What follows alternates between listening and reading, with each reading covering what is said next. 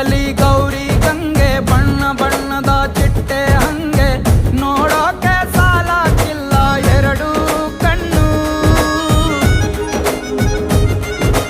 ಗಂಡು ಹೈಕಳು ಬೆಪ್ಪಾಗವ್ರೆ ಬೆರಗು ಕಣ್ಣಲ್ಲಿ ನೋಡ್ತಾ ಅವ್ರೆ ದಾವಣಿಲೆ ಬೀಸುತ್ತಾರೆ ಹೆಣ್ಣೈಕಳು.